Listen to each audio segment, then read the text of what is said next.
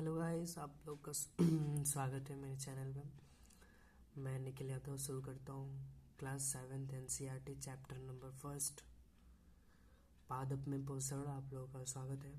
इस चैप्टर को यूपीएससी के माध्यम से मैं 1 वर्ड में बताऊंगा सब कुछ, और चैप्टर्स को दिखाता रहूँगा। अगर आप लोगों को कुछ मैं ना बता सकूँ तो इस वीडियो में आपको पूरा NCERT की बुक में दिखाऊंगा, और सारी पूरा सिलेबस यूपीएससी का मैं इस चैनल पे दिखाऊंगा। तो आप लोग बने रहिएगा। अभी मैं स्टार्ट कर रहा हूँ। तो मैं बताता हूँ इस चैप्टर में कुछ आपको। इस चैप्टर में आपको हरे पादप प्रकाश संश्लेषण प्रक्रम द्वारा अपना खाद्य एवं स्वयं संश्लेषण करते हैं, जैसे पेड़ पौधों के बारे में बताएगा और कुछ जंतुओं के बारे में बताएगा कि कौन से पदार्थ, जैसे यहाँ पे बोल रहा है ना, स्वपोषी और विषमपोषी। स्वपोषी उसे कहते हैं जो अपना भोजन स्वयं बनाते हैं, जैसे पेड़ पौधे। विषमपोषी जैसे हम लोग होते हैं, जैसे मानव जानवर हो गए, ये लोग विषमपोषी हैं। ये लोग दूसरे के ऊपर आश्रित होते हैं, इसलिए विषमपोषी कहलाते हैं। पादपों में पोषण जो है प्रकाश संश्लेषण के माध्यम से होता है, जो पेड़ पौधे पर्णहरिम की सहायता से अपनी पत्तियों से सूर्य से प्रकाश लेकर और मृदा से जल लेकर अपना भोजन बनाते हैं। उन्हें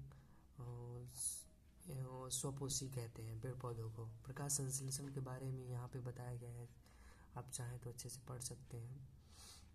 और कोशिकाओं के बारे में तो हम क्लास 9th में आपको अच्छे से बताएंगे कि हमारी सबसे बड़ी कोशिका, सबसे छोटी कोशिका और केंद्रक, इन सब चीज़ों के बारे में आपको बताएंगे। कि आपने देखा है सबसे मनुष्य जीवन, हमारे शरीर में कोशिका ही, जैसे बोला जाता है ना, सबसे बड़ी कोशिका तंत्रिका कोशिका को कहा जाता है।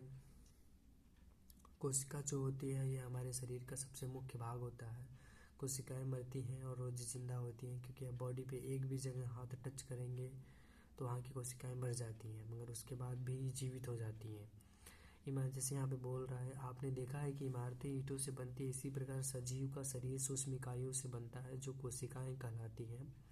कोशिकाओं को सूक्ष्मदर्शी द्वारा देखा जा सकता है। कुछ जीव मात्र एक कोशिका के बने होते हैं। कोशिका एक पतली बाह्य संरचना द्वारा घिरी होती है, जिसे कोशिका झिल्ली कहते हैं।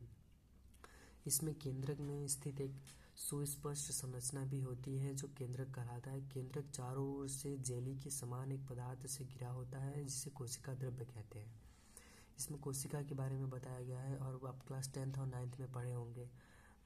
कोशिकाएं किसी कहती हैं, जैसे क्लोरोफिल की सहायता से पेड़ पौधे अपना भोजन बनाते हैं। प्रकाश संश्लेषण, इसलिए प्रकाश संश्लेषण के माध्यम से, प्रकाश संश्लेषण में सब कुछ आ जाता है। देखिए यही जो हरा पौधा है, यहाँ पे ये जो मतलब इतनी सारी बड़ी पत्ती है, तो इसके अंदर ही बहुत सारे छिद्र, जैसे हमारे शरीर पे बाल होते हैं ना, वैसे इनमें भी होता है। तो सूर्य का प्रकाश लेकर उन्हीं से क्लोरोफिल की सहायता से अपना भोजन बनाते हैं। जैसे यहाँ पे देखिए सूरजमुखी का पेड़ है, तो यहाँ से सूर्य निकल रहा है तो इसके पत्ती पे पड़ता है।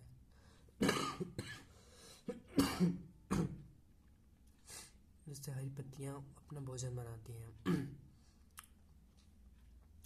और पादपों में पोषण की अन्य विधियां भी होती हैं।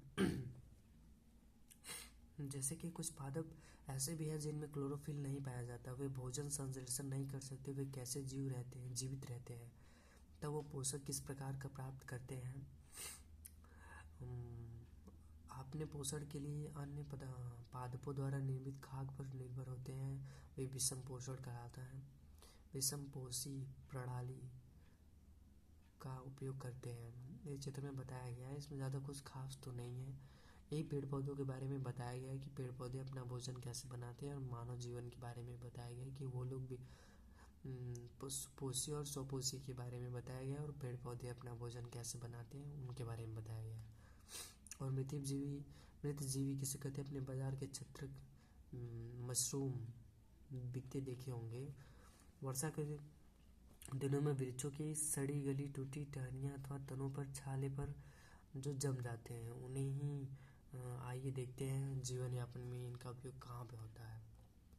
देखिए यही मशरूम है जो हमारे मार्केट में मृतजीवी पोषण कहलाता है। मृतजीवी पोषण प्राय उपयोग के लिए होता है। कवक फंजाई इसको कहते हैं। अचार, चमड़े, कपड़े एवं अन्य पदार्थों पर उगते हैं। ये उन स्थानों में उगते हैं जो नम एवं उष्ण कवकों की वृद्धि के लिए वर्षा ऋतु सबसे अच्छी परिस्थिति प्रदान करती है। इसी कारण वर्षा ऋतु के दौरान अनेक वस्तुएं कवकों की वृद्धि के कारण नष्ट अथवा उपयोगी हो जाती हैं। अपने अभिभावकों से कवक द्वारा होने वाले नुकसान पर चर्चा करें।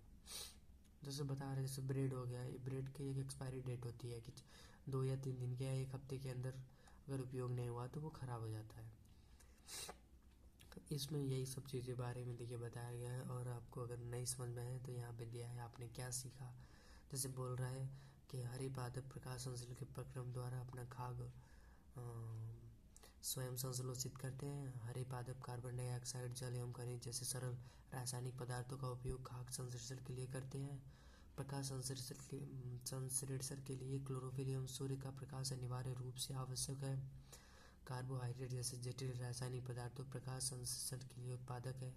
प्रकाश संश्लेषण के प्रक्रम में क्लोरोफिल की सहायता से पत्तियों द्वारा सौर ऊर्जा का संचयन किया जाता है। और कवक अपना पोषण मृत एवं अपघटित जैव पदार्थों से प्राप्त करते हैं, वे मृतजीवी कहलाते हैं। अमरबेला जैसे पादप परजीवी हैं, वे परपोषी पादप से अपना भोजन प्राप्त करते हैं।